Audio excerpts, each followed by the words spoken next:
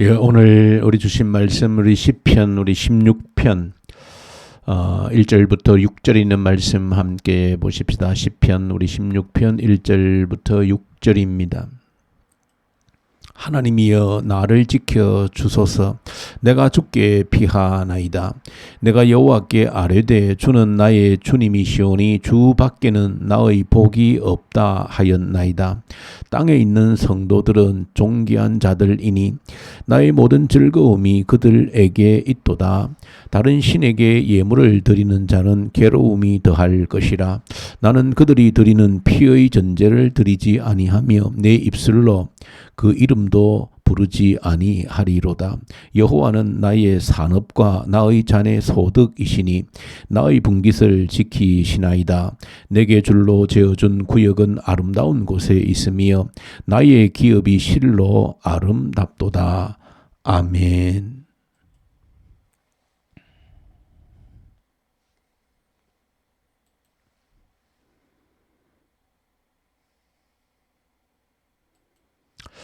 예, 오늘 우리 시편 우리 16편에 있는 말씀을 우리가 함께 묵상합니다. 시편 우리 16편은 다윗의 노래, 다윗의 시입니다. 다윗의 그 신앙을, 자신의 삶을 아름답게 또 결단성 있게 고백을 하고 있습니다. 그의 고백 가운데 우리 5절의 고백을 보시면 우리 개역개정보다도 또 우리 표준 세번역에 보면 우리의 마음에 와닿게 번역한 구절이 있습니다. 다윗은 이렇게 노래했습니다. 나의 운명이 오직 하나님께 있습니다 라고 하는 그런 고백을 올려드렸습니다.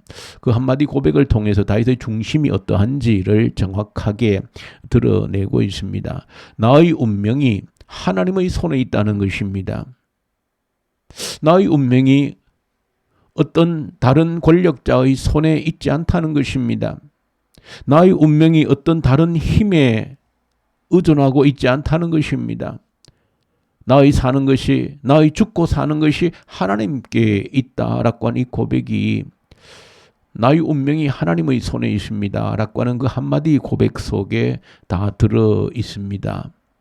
다윗의 이 고백을 기억하면서 오늘 우리가 함께 읽을 내용 가운데 열왕기상 15장의 내용을 우리가 묵상하는데, 지금 우리가 열왕기상 우리 성경을 묵상하는데 특별히 열왕기라고 하는 것은 여러 왕들의 이야기를 담고 있는 내용을 말합니다. 많은 왕들의 이야기, 나라가 둘로 나뉘어져서 북쪽 왕들의 이야기, 또 남쪽 유다 왕들의 이야기가 계속되고 있습니다. 하나님께서 왜 수많은 이런 왕들의 이야기를 우리에게 들려주고 있는가 하는 것입니다. 어떤 의미에서는 그 왕들의 이야기, 그들의 삶의 실패와 그런 성공의 이야기를 우리에게 들려주시면서 한 가지 분명한 목적이 있음을 보여줍니다. 하나님께서 찾는 사람이 있는가 하는 것을 보여주는 데에 그 왕들의 이야기를 들려주는 중요한 이유, 목적이 있습니다. 그 수많은 왕들 가운데 정말로 하나님께서 찾는 그런 사람이 있는가라고 하는 것입니다. 또 다르게 얘기하면 정말로 하나님께서 찾는 사람이 있다는 것을 역설적으로 보여주고 있는 것입니다. 그 수많은 왕들을 보여주시면서 이 수많은 왕들 가운데 내가 찾는 사람이 누구인지를 보여주고 있고, 하나님께서 끊임없이 찾아가시는 그런 모습을 또한 우리에게 보여주고 있는 겁니다.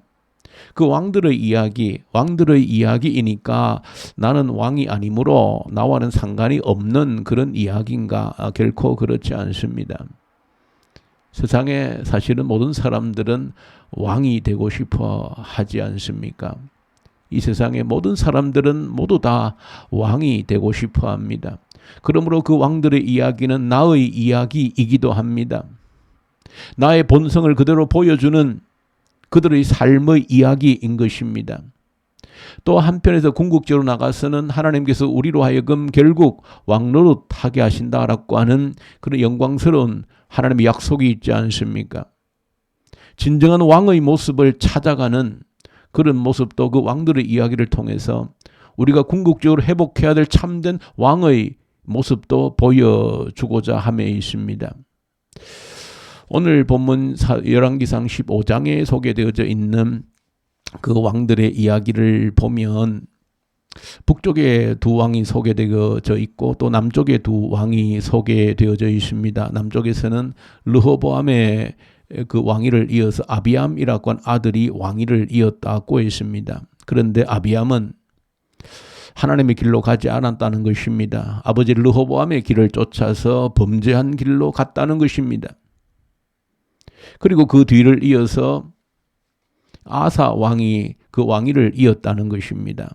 그런데 오늘 이 남쪽 유다 왕들의 이야기와 북쪽 왕들의 이야기에 중요한 한 가지 비슷하면서도 차이점이 있다는 것을 보여줍니다. 그러니까 르호보암의 뒤를 이은 아비암, 죄악의 그 죄인의 길을 따라갔다는 것입니다. 악한 왕이었다는 것입니다. 그런데 북쪽 이스라엘에도 그 여로보암의 아들 나답이 왕위를 이었습니다. 역시 동일하게 남쪽의 아비암 왕과 마찬가지로 이 나답도 그 악한 길을 아버지 여로보암의 길을 따라갔다는 것입니다. 똑같이 잘못된 죄악을 행했다. 잘못된 길을 갔다. 범죄한 길을 갔다. 똑같습니다. 근데 이어지는 내용이 다릅니다. 북쪽에서는 그렇게 나답이 범죄함으로 인하여서 그 대가 끊어졌다는 것입니다. 그래서 역성혁명이 일어납니다. 그래서 바하사라고 하는 사람이 일어나서 역성 쿠데타 혁명을 통해서 왕위가 바뀌어져 버립니다. 그런데 남쪽은 좀 다릅니다. 역시 아비암이라고 하는 인물이 범죄했음에도 불구하고 북쪽과 같은 길을 그대로 적용한다면 여기에도 역성혁명이 일어나서 그들의 왕위가 끊어지고 다른 왕조가 들어서야 함에도 불구하고 이 남쪽 유다에서는 보시면은 왕위가 그대로 이어지고 있습니다. 그 아비암의 아들 아사가 그 왕위를 그대로 이어간다라고 하는 모습을 보여주고 있습니다. 그러면서 분명한 이유를 설명합니다. 하나님의 속마음은 그 아비암이라고 하는 왕이 한 행위를 봐서는 그 대를 끊는 것이 하나님의 본 마음이라는 것입니다. 그러나 그렇게 하지 않는 이유를 설명합니다. 누구를 보아서? 다윗을 기억해서, 그 다윗과 한 약속을 기억해서 그의 대를 끊지 않고 그의 아들 아사로 하여금 왕위를 이어가게 했다. 그런 설명을 덧붙이고 있습니다. 그러면서 그 다윗을 소개하는데 다윗이 온전한 사람이라고 소개는 하지 않습니다. 다윗 역시도 흠이 있는 인물이었다는 것입니다. 그 우리아의 아내로 인하여서 범죄했던 인물이라는 것입니다. 그럼에도 불구하고 그 범죄한 인물임에도 불구하고 그래도 어릴 때부터 하나님을 붙들고 한번 실수가 있었지만은 평생 하나님께 흐트러지지 않고 오늘 시편 고백에서 그가 한 것처럼 나의 운명이 하나님의 손에 있음을 철저하게 깨닫고 그렇게 살았던 인물이라는 것입니다. 오늘 저와 여러분들이 이 시편의 다윗의 고백과 이 왕들의 이야기를 통해서 두 가지를 꼭 기억하셔야 됩니다. 첫 번째는 하나님께서 북쪽의 왕위를 어떻게 이어가는지, 남쪽의 왕위를 어떻게 이어가는지를 통해서 왜 그런 차이가 났는가 하는 것.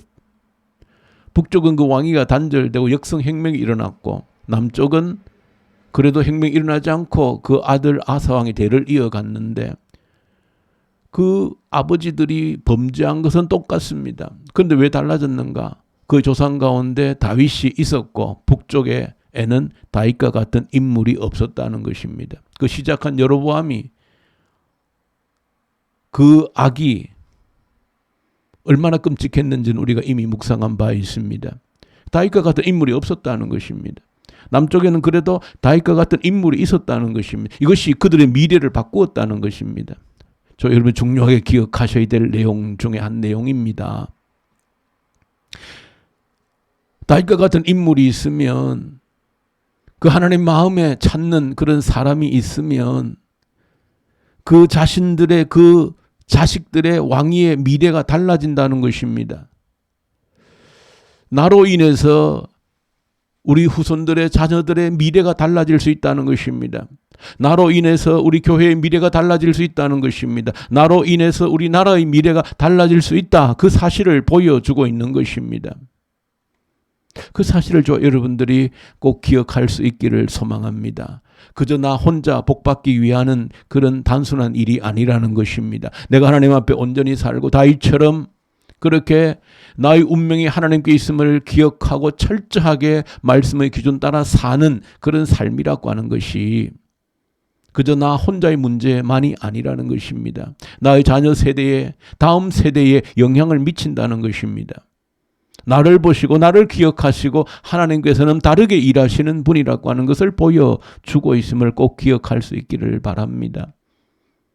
오늘 두 번째 꼭 한 가지 더 기억하셔야 되는 것은 이 아비암의 뒤를 이어서 아사가 왕이 되어지는데 이 아사 왕의 여러 가지 행적들을 소개합니다. 그는 참으로 개혁적인 군주였고 온 나라를 말씀으로 개혁하려고 몸부림쳤던 인물임을 기록하고 있습니다.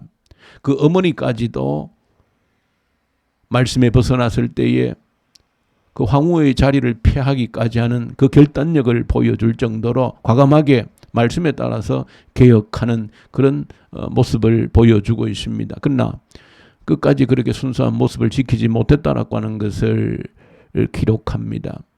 끊임없이 북쪽 이스라엘과 전쟁하면서 결국은 다윗처럼 나의 운명이 이 나라의 운명이 하나님께 있습니다. 그 고백을 지키지를 못합니다. 저 북쪽의 아람 왕과 손을 잡고 그에게 엄청난 뇌물을 주고 우리를 도와주시오. 저 북쪽 이스라엘을 제재해 주시오. 그것이 하나님께 범죄가 되어져서 결국 이 아사 왕은 말년에 발에 병이 들어서 죽었다라는 그런 꼬리표를 달고 있습니다. 오늘 동일한 기사가 기록되어져 있는 역대기하 16장에 보시면은 유명한 하나님의 마음이 기록되어져 있습니다. 여호와의 눈은 온 땅을 두루 감찰하사 전심으로 자기를 찾는 자를 향하여 능력을 베푸시나니 그 하나님의 안타까운 마음을 그렇게 표현하는 것입니다. 아사 왕이 열심히 하려고 했지만은 전심으로 하나님을 향하는 마음이 되지를 못했다는 것입니다. 이 왕들의 이야기를 통해서 우리에게 들려주는 중요한 내용이 바로 이 사실입니다. 수많은 왕들의 이야기, 실패의 이야기, 그 가슴 아픈 이야기들을 우리에게 전해주시면서 하나님께서 온 땅을 두루 관찰하시면서 찾는 사람이 있다는 것입니다. 그 왕들의 이야기를 보면서 저와 여러분들이 하나님이 찾는 사람, 전심으로 하나님을 향함으로 인하여서 나의 운명이 하나님의 손에 있음을 철저히 고백함으로 말미암아서 하나님께서 찾는 사람이 되어져야 한다는 것입니다. 그럴 때 나로 인하여서 우리 자녀 세대들의 다음 세대의 역사가 바뀔 수 있다는 것을 보여주는 것입니다. 그 대를 끊고 싶어도 나를 보고 우리를 보고 새롭게 역사하시는 하나님의 모습을 우리에게 보여주는 것입니다. 그러므로 하나님이 찾는 그 사람이 되어져야 된다. 그 왕들의 이 수많은 이야기 속에서 우리는 그 사실을 붙드셔야 합니다. 하나님이 찾는 사람이 되겠다. 오늘 계시록 17장을 통하여서 인간이 죄인들이 쌓아 올린 그 문명이 이 죄악의 탑이 어떻게 순식간에 무너지는지를 이 계시록 17, 18장을 통해서 계속해서 보여줍니다. 죄악으로 쌓아 올린 바벨론이 죄악으로 쌓아 올려진 이 로마가 어떻게 순식간에 무너지는지를 보라는 것이 계시록 17, 18장의 내용입니다. 죄악으로 쌓아 올린 것은 순식간에 사라진다는 것입니다. 흔적도 없이 소멸된다는 것을 기억하라는 것입니다. 그 사실을 기억하고 영원하신 말씀을 붙들고 나의 모든 운명이 하나님의 손 안에 있음을 알고 오직 하나님이 찾는 그런 사람이 되라는 이 교훈을 저 여러분들 오늘 가슴에 새기고 기도하고 결단하고 나의 남은 생애 동안 하나님이 찾는 사람 되게 해 주십시오. 간절한 기도가 저 여러분들 기도가 되기를 소망합니다. 주님 아버지 감사합니다. 하나님이 찾는 사람 되게 하십시오. 하나님이 찾는 그 사람 되어져서 우리 다음 세대가 바뀌어질 수 있는 새로운 역사가 펼쳐질 수 있는 그런 사람이 되게 해 주시옵소서. 예수님 이름으로 기도 올려드립니다. 아멘.